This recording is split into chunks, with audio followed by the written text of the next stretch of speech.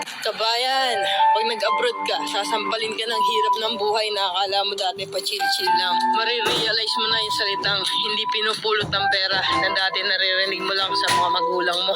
Marirealize mo na wala kang dapat pagkatiwalaan dito, kundi sarili mo.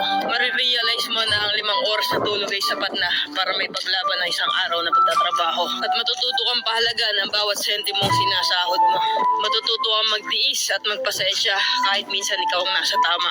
Matututo kang maging independent o mag-isa dahil wala ka na mga asahan dito, kundi sarili mo lang. Matututo ka rin ditong lumaban kahit ayaw mo na at hindi mo na kaya, pero wala ka pa rin choice. Wala kang choice kundi kayanin na lang.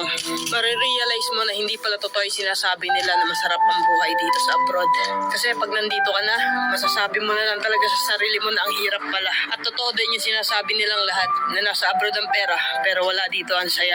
Kaya sa mga nagbabalak mag-abroad dyan, patibayan ng loob dito at bawal ang mahina, bawal ang sumuko. Kasi dito mo mararanasan ang realidad ng buhay kung saan patatagan ng loob ang labanan. Kabayan, pag nag-abroad ka, sasampalin ka ng hirap ng buhay na akala mo dati pa chill-chill lang. Marirealize mo na yung salitang hindi pinupulot ng pera na dati naririnig mo lang sa mga magulang mo. Marirealize mo na wala kang dapat pagkatiwalaan dito, kundi sarili mo. Marirealize mo na ang 5 oras na tulog ay sapat na para may paglaban ng isang araw na pagtatrabaho. At matututo kang pahalaga ng bawat sentimong sinasahod mo. Matututo kang magtiis at magpasensya kahit minsan ikaw ang nasa tama. Matututo kang maging independent o mag-isa dahil wala ka na mga asahan dito, kundi sarili mo lang. Matututo ka rin ditong lumaban kahit ayaw mo na at hindi mo na kaya, pero wala ka pa rin choice. Wala kang choice kundi kayanin na lang. Marirealize mo na hindi pala totoo yung sinasabi nila na masarap ang buhay dito sa abroad.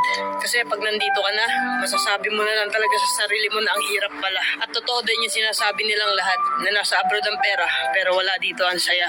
Kaya sa mga nagbabalak mag-abroad dyan, patibayan ng loob dito at bawal ang mahina, bawal ang sumuko. Kasi dito mo mararanasan ang realidad ng buhay kung saan patatagan ng loob ang labanan.